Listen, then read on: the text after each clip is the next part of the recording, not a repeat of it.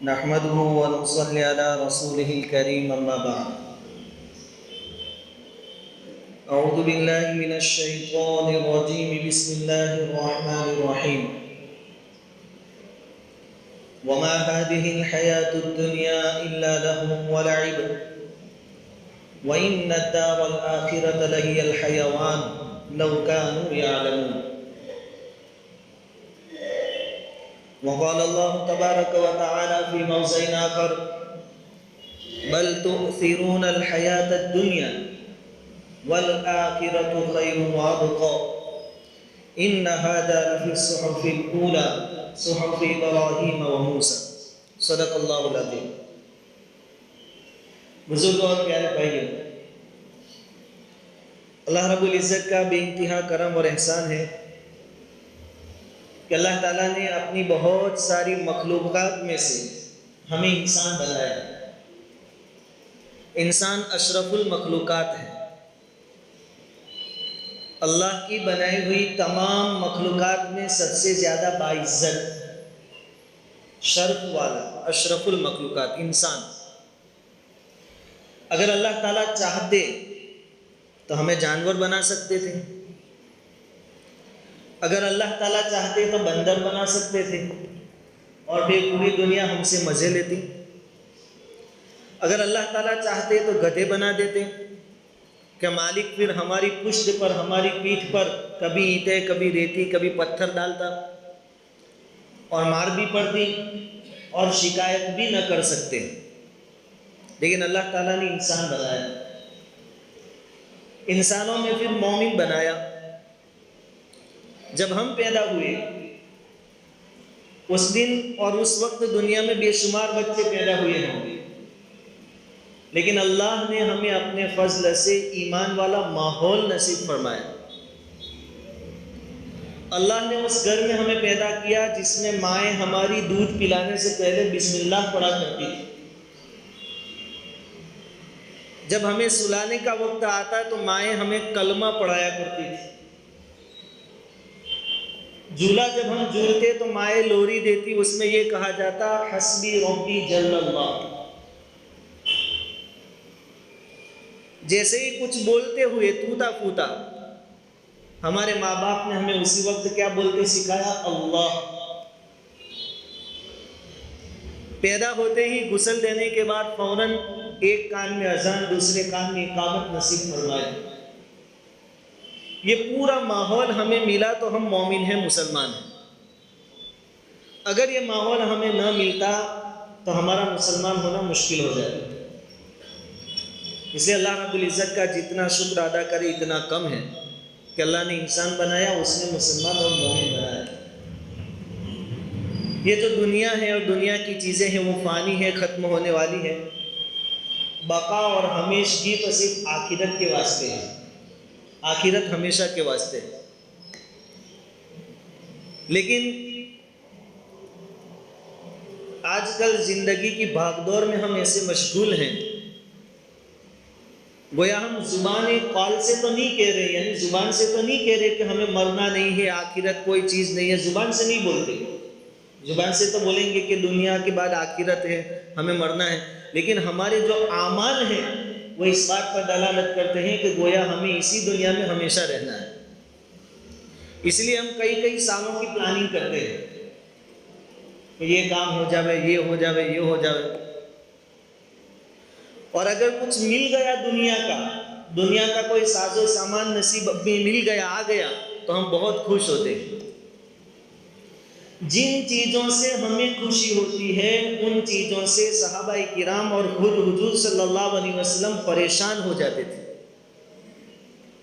मालो दौलत के मिलने से हमें खुशी होती है, वहाँ मालो दौलत आ जाता तो उनकी रातों की नींद हराम हो जाती थी, नींद नहीं आती थी कि ये कहाँ से आ गया, इसको कैसे ठिकाने लगाया। गोया हम में और उनमें बिल्कुल रात दिन का फर्क है, बिल्कुल ऑपोजिट हम लोग। और अल्लाह ताला दुनिया दे आफियत के साथ दे, बुरी चीज़ नहीं, लेकिन मालो दौलत जहाँ भी आती है अपने साथ फितनों और फसाद को लेकर आती है। नबी करीम सल्लल्लाहु अलैहि वसल्लम ने हज़रत अबू उबैदा इब्न जर्राह रदी अल्लाह ताला अन्हु को बहरीन भेजा था टैक्स वसूल करने के लिए, जिजिया लेने के लिए। ये गए, बहुत सारा टैक्स लेकर आए। उस जमाने के 1,80,000 दिरहम लेकर आए, बहुत बड़ी रकम थी। सहाबाई किराम की जो जिंदगियां थी वो बेचारे खाली हाथ थे। शुरू जमाने में मक्का से जो हिजरत करके गए थे वो तो बिल्कुल सब कुछ छोड़कर आए थे, और मदीना में जो अंसार थे उनके पास भी कुछ खास नहीं था। इधर मदीना में ये बात चली कि अबू उबैदा बहरीन से आ गए हैं और बहुत माल लेकर आए, तो फजर की नमाज में मस्जिद भर गए, मस्जिद नबवी। सहाबाए किराम की जिंदगी अब बड़ी मजेदार है। दिल उनके बिल्कुल साफ, कोई बनावट नहीं कि अंदर कुछ जुबान से कुछ और तकल्लुफ नाम की कोई चीज नहीं। हुजूर सल्लल्लाहु अलैहि वसल्लम ने फजर की नमाज पढ़ाई, नमाज के बाद सलाम फेरा, देखा मस्जिद भरचक पड़ी हुई है। नमाज के बाद हुजूर सहाबाए किराम के सामने मुतवज्जे हुए, सहाबाए किराम आपके सामने बैठे, उनकी तादाद को देखकर हुजूर मुस्कुराने लगे। हुजूर सल्लल्लाहु अलैहि वसल्लम समझ गए, देखो कितने साफ दिल के थे। आगे सुने, हुजूर ने फरमाया कि मेरे सहाबा, ऐसा महसूस होता है कि तुम्हें पता चल गया कि बहरीन से माल आ चुका है। हुजूर ने पूछा, हुजूर सबके हाल से वाकिफ रहते थे, बेतकल्लुफी थी, और होना भी चाहिए, वाकिफ होना चाहिए। उस वक्त सहाबाए किराम ने कोई बहाना नहीं बनाने, नहीं हम तो काम से आए थे, आपके पीछे नमाज पढ़ने आए थे, ऐसा नहीं। कहा कि जी हुजूर, पता चला कि बहुत माल आया है, इस उम्मीद में आए हैं। साफ जवाब दे दिया। हुजूर सल्लल्लाहु अलैहि वसल्लम ने फरमाया कि मैं तुमको खुशखबरी सुनाता हूँ और तुम लोग खैर की उम्मीद रखो, यानी जो आया है उसमें से हिस्सा मिलेगा, कोई प्रॉब्लम नहीं। लेकिन मुझे तुम पर फक्र फाका का खौफ नहीं है, यानी फक्र फाका की हालत आएगी तो तुम बर्दाश्त कर लोगे, और एक ज़माने से बर्दाश्त कर रहे थे सहाबाए किराम। हुजूर ने फरमाया कि मुझे तुम पर सबसे बड़ी फिक्र माल और दौलत की है कि कहीं ऐसा ना हो कि अल्लाह ताला तुम पर दुनिया खोल दे और तुम्हारे दिलों में दुनिया की मोहब्बत आ जाए, और फिर तुम उस दुनिया को समेटने में और जमा करने में एक दूसरे से रेस लगाने लगो, कंपटीशन करने लगो, और फिर वो दुनिया तुम्हें भी उसी तरह हलाक कर दे जैसे तुमसे पहले लोगों को हलाक किया। तो माल जब आता है तो आजमाइशों के साथ आता है। माल बुरी चीज़ नहीं है, लेकिन अपने साथ आजमाइशों को लेकर आता है। हुजूर ने फरमाया कि गरीबी का मुझे कोई खौफ नहीं है, गरीबी तुम बर्दाश्त कर लोगे, तुम्हारे ईमान पर ज़रा बराबर आँच नहीं आएगी। क्योंकि ये मामला हुजूर ने मक्का में भी देखा, मदीना में भी देखा कि सहाबाए किराम फक्र फाका बड़ी मजबूती के साथ बर्दाश्त कर रहे थे, लेकिन हुजूर ने कहा मुझे खतरा है मालो दौलत। तो हुजूर ने यहाँ तंबीह फरमाई कि ये मालो दौलत खतरे की चीज़ है, परेशानी का सबब है, टेंशन की चीज़ है, ये कहीं तुमको अपने अंदर मशगूल न कर। और हमारे पास मालो दौलत आ गया तो हम समझते कि अब सुकून मिला, अब तक की जो जिंदगी थी उसमें कोई सुकून नहीं था हमारे पास, अब जरा बैलेंस हो गया तो अब जरा अच्छी जिंदगी। बिल्कुल हमारी सोच अलग है। हज़रत अब्दुल्लाह इब्न अब्बास रदी अल्लाह ताला अन्हुमा फरमाते हैं कि जब हज़रत उमर रदी अल्लाह ताला अन्हु खलीफा थे, अमीरुल मोमिनीन थे, तो हज़रत उमर रदी अल्लाह ताला अन्हु की आदत ये थी कि नमाज के बाद अपनी जगह बैठे रहते, नमाज पढ़ा थी और नमाज के बाद बैठे रहते। बैठने का मकसद क्या था कि किसी की कोई ज़रूरत हो तो आकर हजरत से कहे ये ज़रूरत है, वो ज़रूरत है, तो हजरत उनकी ज़रूरतों को पूरा करता था। ये उनका मामूल था हर नमाज के बाद बैठने का। सहाबाए किराम ने ये चीज़ सीखी थी, दूसरों की ज़रूरतें पूरी करना ये सीखा था हुजूर से। हुजूर सल्लल्लाहु अलैहि वसल्लम कितना एहतिमाम करते थे ज़रूरतें पूरी करने का कि हदीस में आता है कि कभी कभी तो नमाज के लिए इकामत भी कह दी जाती है। अजान के बाद जो इकामत कही जाती है, इमाम खड़ा होता है मुसल्ले पर, कभी कभी इकामत कही जाती है और कोई आदमी ज़रूरतमंद आ जाता और हुजूर को पकड़ लेता और हुजूर से बातचीत में लग जाता कि मेरी ये ज़रूरत है, ये ज़रूरत है, इधर इकामत हो चुकी है। हम होते तो क्या कहते, नमाज, उसके आगे दुनिया की बात है। हुजूर सल्लल्लाहु अलैहि वसल्लम बराबर उसकी बात सुनते, और हदीस में आता है कि कभी कभी वो बातचीत में इतनी देर हो जाती कि बाजे सहाबा तो खड़े खड़े सो जाते, इतनी देर हो जाती। लेकिन हुजूर नमाज से पहले फिक्र किसकी करते थे? ज़रूरतमंद की ज़रूरत पूरी करनी। एक देहात के रहने वाले साहबी एक मरतबा इकामत हो गई, उसके बाद आए और हुजूर की चादर पकड़ ली, कहा कि हुजूर अभी मेरी थोड़ी ज़रूरत बाकी है। और फिर क्या कह रहे हैं, ज़माना कितना अच्छा होगा, क्या कह रहे हैं हुजूर से कि असल बात क्या है कि मैं नमाज के बाद कदाच भूल जाता, इसलिए अभी से कह देता हूँ। हम होते तो क्या कहते हैं, तू भूल जाता तो तेरा प्रॉब्लम है, हमें क्या लेना चाहिए। हुजूर मुस्कुराए, कहा ठीक है आपकी ज़रूरत पूरी कर दी जाएगी। तो हज़रत उमर रज़ी अल्लाह तआला अन्हु अपनी जगह पर बैठ के ज़रूरतमंदों की ज़रूरतें पूरी करते। हज़रत अब्दुल्लाह इब्न अब्बास रज़ी अल्लाह तआला अन्हुमा फरमाते हैं कि एक मरतबा बहुत सारी नमाजें पढ़ा दी, 5-6 दिन हो गए, लेकिन किसी नमाज के बाद बैठ नहीं रहे, चले जाते हैं उठकर। अब उनका मामूल बदल गया। हज़रत अब्दुल्लाह इब्न अब्बास रज़ी अल्लाह तआला अन्हुमा ने हज़रत उमर के दरवाजे पर जो आदमी खड़ा रहता था, खादिम दरबान, उनसे पूछा कि अमीरुल मोमिनीन को कोई परेशानी है, कुछ बीमारी है। दरबान ने कहा कि नहीं कोई बात नहीं, तंदुरुस्त है, कोई परेशानी नहीं। कहा कि फिर बैठते क्यों नहीं। हज़रत अब्दुल्लाह इब्न अब्बास रज़ी अल्लाह तआला अन्हुमा अपनी जगह बैठ गए। हज़रत उमर तो चले गए थे, अपने हुजरे में तशरीफ़ ले गए थे। थोड़ी देर के बाद हज़रत उस्मान गनी आए रज़ी अल्लाह तआला अन्हु, वो भी आकर बैठ गए।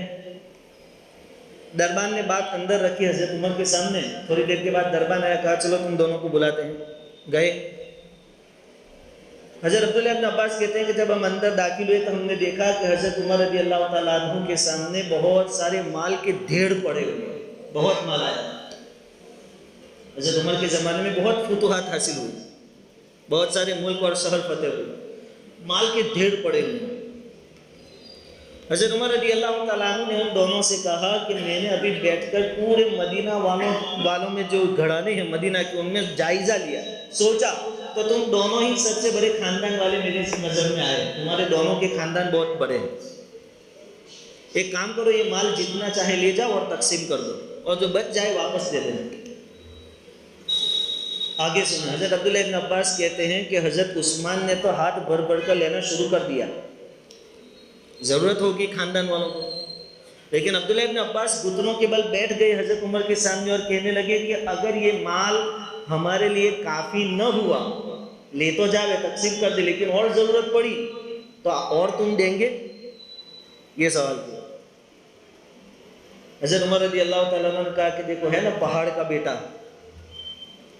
इन हज़रत अब्बास का बेटा, हज़रत अब्बास रज़ी अल्लाह तआला अन्हु जरी थे, बात करने में हिचकिचाहट महसूस नहीं करते थे। ये उनका बेटा है, देखो कैसी बात कर रहा है कि ये नहीं बचेगा, ये पूरा हो जाएगा, और भी ज़रूरत पड़ेगी तो तुम लाकर देंगे हमको।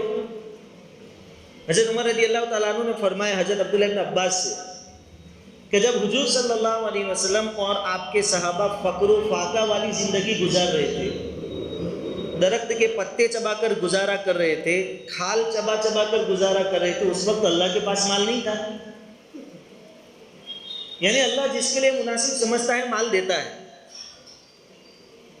मेरे लिए मुनासिब समझा, अल्लाह ने माल दिया, अब आगे ज़रूरत कैसा आएगी, मुनासिब समझेगा तो आगे भी देगा, जो आज दे रहा है कल भी देगा।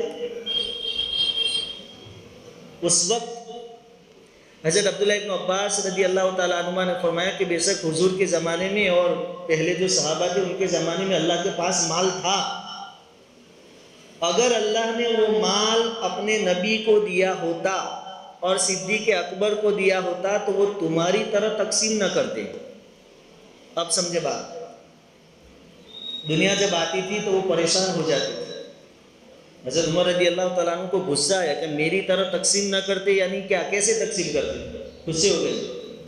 हज़रत अब्दुल्लाह इब्न अब्बास रज़ी अल्लाह तआला अन्हुमा ने फरमाया कि वो यानी हुजूर और सिद्दीक़ अकबर खुद भी खाते और हमको भी खिलाते। तुम्हारी तकसीम में और उनकी तकसीम में इतना फ़र्क है, तुमने खुद के लिए तो कुछ निकाला नहीं, ये मेन प्रॉब्लम। हुजूर होते तो खुद के लिए भी थोड़ा निकालते, सिद्दीक़ अकबर खुद के लिए थोड़ा निकालते और फिर हमें देते, तुमने तो सब हमें दे दिया। अब जवाब, हज़रत उमर रज़ी अल्लाह तआला अन्हु ये सुनकर कि अपने लिए कुछ भी नहीं निकाला, सब तकसीम कर दिया, जोर जोर से रोने लगे। हत्ता के रिवायत में है कि आपके रोने की वजह से पसलियाँ हिलने लगी।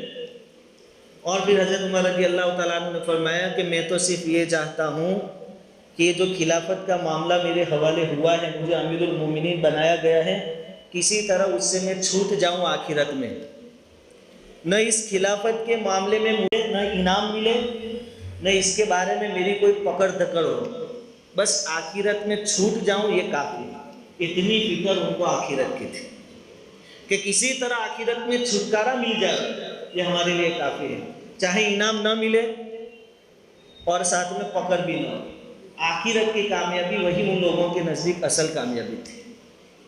इसलिए आखिरत के वास्ते उन लोगों के आमाल भी बहुत ज़बरदस्त होते थे, दुनिया की उनको कोई परवाह नहीं थी। यह हज़रत उमर रज़ी अल्लाह तआला अन्हु को जब नेज़ा मारा गया, खून लगातार बह रहा था, गशी तारी हो रही थी, बेहोश हो जाते थे, लेकिन नमाज के वक्त जैसे ही उनको तंबीह की जाती, अमीरुल मोमिनीन नमाज का वक्त हो गया, तो बैठ जाते। आदमी कैसी तकलीफ में होता है जब नेज़ा मारा जाता है, खून बह रहा हो, बार बार बेहोश हो जाता हूँ, उस वक्त में भी नमाज का सुनकर बैठ जाते और कहते हाँ हाँ अब तो नमाज पढ़नी ही है। और उस वक्त ये फरमाते थे कि उस आदमी का दीन में कोई हिस्सा नहीं जो नमाज की पाबंदी न करे, उसका कोई हिस्सा नहीं। तकलीफ में भी वो नमाजें नहीं छोड़ते थे। और हम लोग राहत और आसानियों के साथ नमाज नहीं पढ़ते, ये हमें और उनमें फर्क है। बारिश हुई रात को, ठंडक जरा सी हो गई, फजर की नमाज हमने छोड़ दी, राहत मिली, हमने अल्लाह की बड़ी नाफरमानी कर दी। पहले नमाज पढ़ लेते थे, थोड़ी मालो दौलत आ गया पास में, गाड़ी बंगला हो गया, उसमें मशगूल हो गए, अब नमाज छोड़ दी। हमें और उनमें बहुत फर्क। नमाजों का हाल बहुत खतरनाक है। हालांकि हुजूर फरमाते हैं नमाज मेरी आंखों की ठंडक। आखिरी वक्त में भी नबी करीम सल्लल्लाहु अलैहि वसल्लम खुद भी नमाज नहीं छोड़ी। आपके अंदर इतनी ताकत नहीं थी कि खड़े होकर नमाज पढ़े और मस्जिद में जाकर जमात के साथ नमाज पढ़े। दो सहाबाए किराम अपने कंधों के बल आपको लाते, इस हाल में कि आपके पैर घसीटते होते थे ज़मीन पर, उस पोजीशन में भी हुजूर नमाज पढ़ते थे। आखिरी वक्त दुनिया से रुखसत होने का, उस वक्त हुजूर ने वसीयत फरमाई, उसमें भी हुजूर ने फरमाया था अस्सला, नमाज की पाबंदी करना, नमाज पढ़ते रहना। आखिरी वक्त में हुजूर ने ताकीद फरमाई थी नमाज पढ़ना। और उस नमाज में हमारा क्या हाल है? जुमा तो जुमा, या तो फिर दिन में जोहर असर और मगरिब ईशा और फजर में नमाजी कितने होते हैं? इतनी बड़ी बड़ी मस्जिदें बना ली, लेकिन नमाजी कहाँ है? फजर में आप देखें बड़ी उम्र के जो लोग हैं वही नज़र आते हैं, नौजवान कहाँ है नमाजों में? कहाँ गए थे कि भाई रात को 1-2 बजे तक मोबाइल लेकर बैठे, बातचीत में लगे रहे, हंसी मजाक करते रहे, खेलते कूदते रहे, ईरान तुरान की बातें करते रहे, और फजर में क्या आँख लग गई। जिस अल्लाह ने रात को खाना खिलाया अच्छे से अच्छा, जिसने पूरी रात हमारी हिफाजत की, मुमकिन था हम सो रहे होते, पंखा ऊपर से गिर जाता, हम मर जाते। हम सोए होते, कुछ सांप बिच्छू आके काट लेता, हम मर जाते। लेकिन अल्लाह ने फरिश्तों को मुकर्रर किया कि मेरा मोमिन बंदा है, इसकी हिफाजत करना। फरिश्तों ने रात भर हमारी हिफाजत की, अब अल्लाह की नाफरमान फजर की नमाज नहीं पढ़ी।